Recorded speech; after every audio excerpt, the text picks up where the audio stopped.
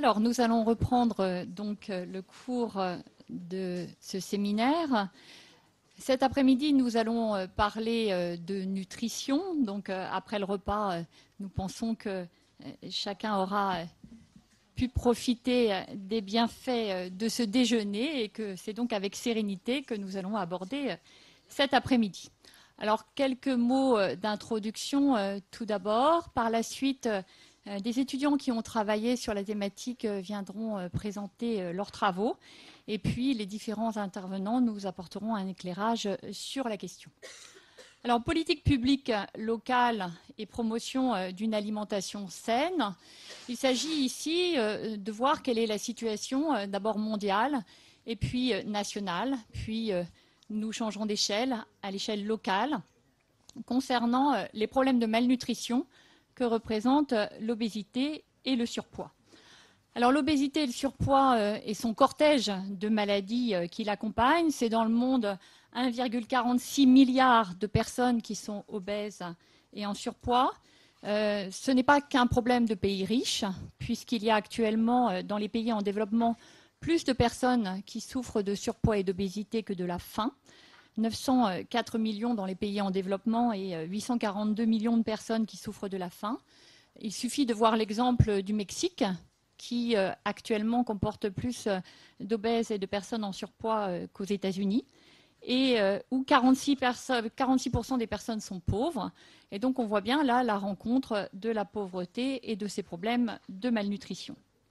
Alors en Europe, on est aussi dans une situation difficile, puisqu'on a pu compter 2,8 millions de décès par an causés par cet excès de surpoids et puis d'obésité.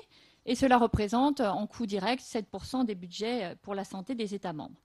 L'OMS Europe a alerté l'année dernière les États en indiquant qu'actuellement, il y a près d'un tiers des enfants qui sont concernés. Alors en France, on pourrait se penser à l'abri de cette difficulté, puisque les questions de surpoids et d'obésité sont beaucoup moins prégnantes que dans certains pays, comme en Grande-Bretagne. Pour autant, ce qui frappe, ce sont les inégalités sociales.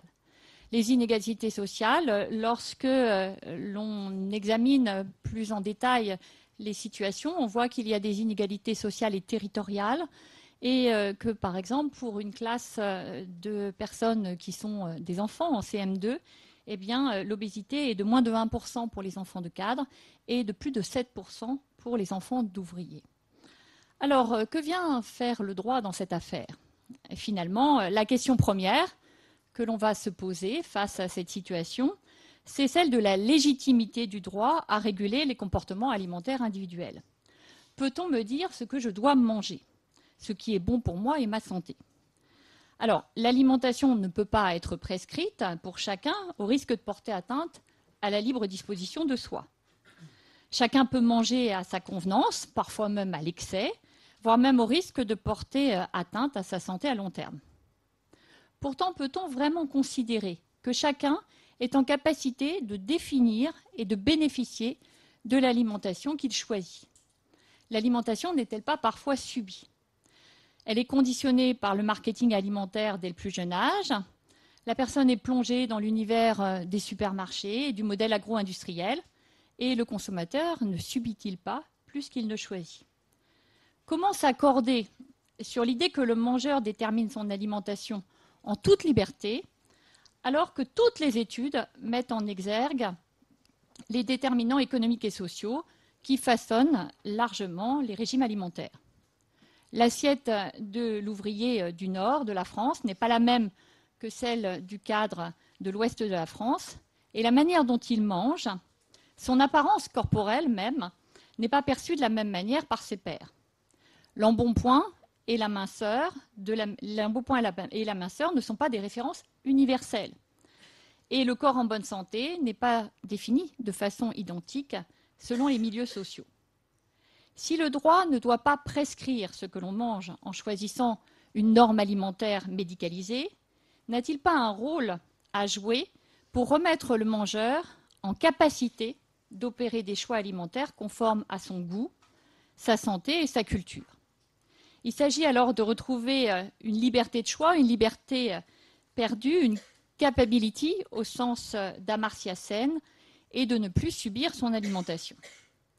Alors cette idée est au cœur actuellement des réflexions internationales sur la sécurité alimentaire.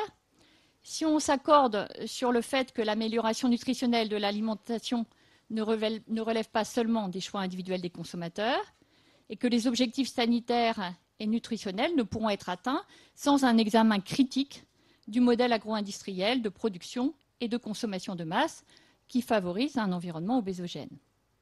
Cette articulation permet de tenir compte de toutes les dimensions de la sécurité alimentaire, et notamment des dimensions hédoniques, sociales et culturelles de l'alimentation, qui ne peut pas être réduite à une vision médicalisée, concentrée sur les seuls apports nutritionnels.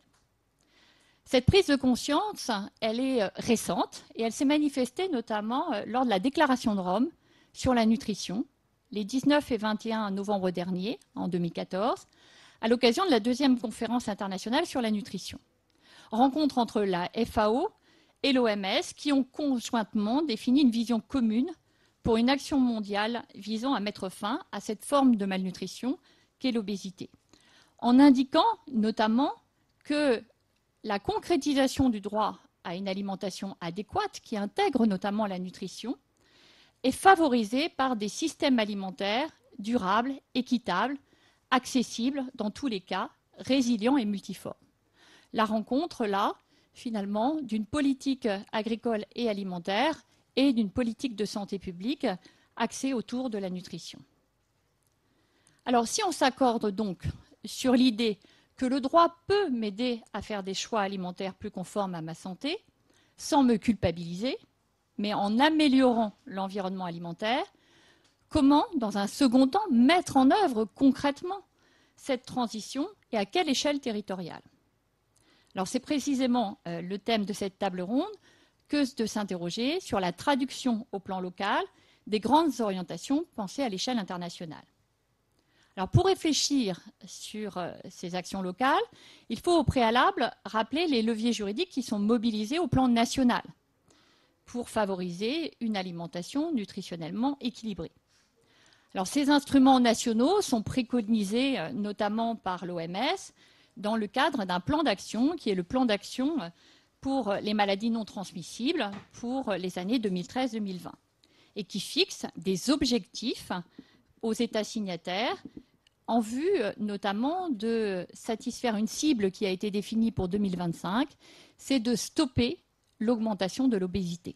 Alors c'est comme pour le chômage, on ne se fixe pas pour ambition de faire baisser cet élément, mais au moins de stopper l'augmentation de l'obésité. Alors par ailleurs, lors de la conférence de décembre dernier que j'évoquais, conférence conjointe entre la FAO et l'OMS, on a insisté sur la nécessité d'une coordination entre les actions locales et nationales, et on a aussi défini un certain nombre d'options stratégiques pour favoriser la mise en place de systèmes alimentaires durables qui puissent permettre d'améliorer les régimes alimentaires pour qu'ils soient plus équilibrés au plan nutritionnel. Alors, ces stratégies et ces options politiques sont connues et elles sont de plus en plus expérimentées dans le monde. L'information nutritionnelle est, sous toutes ses formes, la voie qui est la plus explorée. Alors, elle peut prendre diverses formes, qu'elle soit limitée à un tableau nutritionnel que l'on va tous voir apparaître sur nos étiquettes comme le préconise l'Union européenne pour 2016, qu'elle se manifeste sous des formes plus prescriptives, comme en Grande-Bretagne avec un système de feux de couleur à poser sur les aliments. L'information nutritionnelle est censée améliorer le choix du consommateur. Mais ce paradigme informationnel est insuffisant et il est parfois inadéquat pour orienter les choix. Il est d'ailleurs largement remis en cause par les neurosciences qui montrent que le consommateur perd la raison et que sa rationalité est supposée d'agent économique lorsqu'il mange est tout à fait limitée. Alors ces biais cognitifs affectent plus particulièrement les populations les plus vulnérables et Fabrice Ettilé, notamment, qui a écrit un ouvrage sur l'obésité, indique que bien choisir mobilise des ressources temporelles et cognitives importantes et que ces ressources sont particulièrement limitées pour les populations les plus vulnérables. Donc, dans un contexte d'hyperchoix et de multiplication des signaux du marketing, il est très difficile de faire un choix délibéré, surtout pour des populations qui vont conjuguer de multiples vulnérabilités. L'illettrisme, les contraintes budgétaires, un ensemble d'éléments qui font que les choix à court terme vont prévaloir sur des choix à long terme. L'emballage attractif, une belle couleur ou la présence d'un héros de dessin animé ont parfois beaucoup plus de force persuasive que des messages ou des avertissements nutritionnels que nous connaissons tous depuis 2004.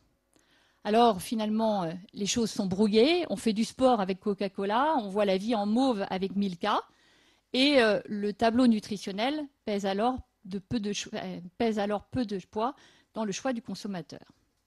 Et heureusement d'ailleurs, car l'équilibre de l'alimentation ne doit pas être la résultante du diktat des calories. Si l'information nutritionnelle peut être utile, elle ne saurait être la seule boussole du consommateur. En effet, ce n'est pas le thermomètre qu'il faut améliorer en s'interrogeant sans fin sur les vertus de tel ou tel étiquetage coloriel, sur la couleur des feux ou des signaux envoyés aux consommateurs. C'est tout le système alimentaire qui doit évoluer. Opérer une transition nutritionnelle nécessite d'agir sur les conditions de production et de commercialisation des aliments. Reformuler des aliments transformés avec moins de sel, moins de sucre, moins de graisse si nécessaire. Taxer les sodas. Encadrer les publicités alimentaires pour les enfants. Telles sont les préconisations de l'OMS. Alors la France a initié quelques mesures de ce type, mais de manière extrêmement timide et tout à fait en deçà des engagements internationaux que nous avons pris en comparaison avec d'autres pays. On peut citer des pays européens, mais aussi des pays d'Asie du Sud-Est, comme la Corée. L'Amérique latine est aussi précurseur dans ce domaine. À ce titre, le rapport remis au ministre de la Santé par Serge Herzberg en janvier dernier préconise de renforcer les mesures adoptées en donnant un nouvel élan au programme national Nutrition Santé. Parmi les propositions avancées, par exemple, une proposition de régulation de la publicité alimentaire pour les produits qui sont nutritionnellement déséquilibrés, pour l'ensemble de la population, pas seulement les enfants, pour la publicité télévisuelle, mais aussi pour tous les autres supports, notamment Internet, aux heures de grande écoute, de 7h à 22h. Voilà des propositions qui sont ainsi faites. Mais on voit bien que les propositions arrivent très timidement, et surtout quand on s'intéresse au budget alloué au soutien des politiques sanitaires, eh bien on mesure l'indigence des moyens accordés. Le dispositif de lutte contre l'obésité et le surpoids repose quasi exclusivement sur des mesures incitatives, sur du droit que le Conseil d'État qualifie de souple, du droit mou uniquement, des engagements volontaires des acteurs concernés. Alors ce partenariat public-privé conduit les industriels de l'agroalimentaire à influer aussi sur la caractérisation des facteurs de l'obésité. Et donc l'industrie agroalimentaire nous dit que tout cela est tout à fait multifactoriel, c'est vrai, mais en minimisant l'effet de l'alimentation, en indiquant qu'en quelque sorte, en faisant plus de sport, eh bien, nous serions tous sauvés. Et donc, on minimise le rôle de l'offre alimentaire et le rôle de la promotion des produits. Certains programmes le montrent, par exemple le programme VIF, Vivons en forme, est un exemple topique de cette sélection des causalités. L'accent est mis sur l'encadrement des conduites individuelles et sur la responsabilisation individuelle des consommateurs. On revient au choix individuel. Ce programme amène par exemple des fondations d'entreprises ou des institutions professionnelles à financer, à concevoir des kits pédagogiques et à les diffuser en milieu scolaire. C'est ainsi, par exemple, qu'en février 2014, le Centre d'études et de documentation du sucre a conclu un partenariat qui a été très controversé, très commenté avec l'Éducation nationale pour concevoir des documents pédagogiques sur la consommation du sucre. On peut légitimement craindre que ces liaisons soient dangereuses. Certains auteurs considèrent d'ailleurs qu'il s'agit en réalité de marketing dissimulé. L'absence d'engagement financier suffisant des pouvoirs publics dans les politiques de prévention des risques nutritionnels conduit les acteurs privés à investir tout naturellement l'espace qui est ainsi libéré par l'État.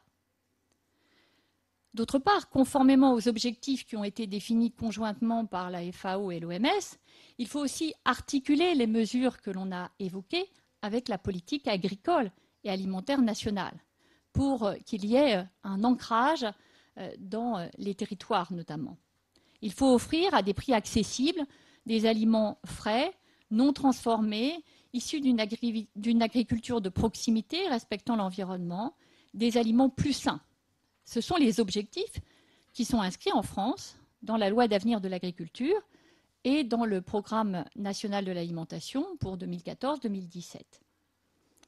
Alors, ces éléments nationaux étant définis, quelles sont les déclinaisons de ces politiques à l'échelle locale? Le pilotage national ne peut pas suffire et l'ancrage local des actions est essentiel. Selon les territoires, les ressources alimentaires diffèrent, on l'a vu, les cultures alimentaires sont particulières et les niveaux sociaux doivent être pris en compte dans la définition de programmes adaptés. Le succès dépend de la qualité du dialogue, notamment entre les services déconcentrés de l'État et les collectivités locales. Il faut notamment que la DRAF, l'ARS, l'Agence régionale de la santé, les rectorats et les élus locaux travaillent ensemble pour mettre en musique cette politique qui est par essence transversale pour mener efficacement des campagnes de prévention des déséquilibres nutritionnels. On a pu voir des exemples de succès, notamment dans des régions comme en Alsace, à cet égard. Mais la difficulté, c'est qu'on va décliner à l'échelle locale 2 programmes nationaux, le programme national nutrition santé piloté par le ministère de la Santé, le programme national de l'alimentation qui est piloté par le ministère de l'Agriculture, et cette déclinaison est difficile car elle est animée de cultures tout à fait différentes. Ce manque d'articulation a été notamment mis en exergue en 2013 à l'occasion d'une mission d'expertise relative au PNA.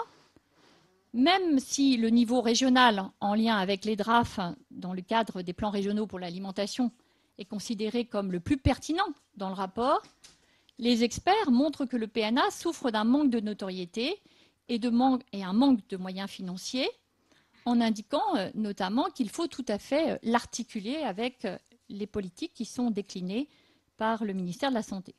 Donc les bilans sont très contrastés et ils dépendent des régions avec des financements qui sont encore extrêmement modiques, l'équivalent de 70 000 à 100 000 euros pour ces programmes. Donc le rapport précité met en cause la conception notamment des indicateurs, puisque finalement dans ces politiques, on est vraiment dans le gouvernement par les nombres. C'est un concept qui est riche et qui a été largement développé en ces murs par Alain Supiot. C'est-à-dire que finalement, on mesure le succès de ces politiques par la réalisation d'un certain nombre d'actions et on mesure le nombre d'actions sans se poser vraiment la question de leur effet normatif. Donc on a des myriades d'actions au niveau local avec un pilotage qui est plus ou moins public, une participation très forte des acteurs privés et surtout des industriels de l'agroalimentaire. Les consommateurs sont souvent les grands oubliés de cette affaire. Et lorsqu'on voit toutes ces mesures, eh bien, on ne se pose pas vraiment la question de savoir quel est leur effet sur les habitudes et les usages alimentaires. Donc on voit qu'il faut adapter efficacement les objectifs nutritionnels qui ont été définis à l'échelle internationale et qui sont définis de manière de plus en plus articulée avec la transition vers des systèmes alimentaires durables. Mais il faut décliner ces grands objectifs à l'échelle locale en tenant compte de l'ensemble des intérêts et en tenant compte de l'ensemble des acteurs, en n'oubliant pas l'objectif normatif et l'intérêt général.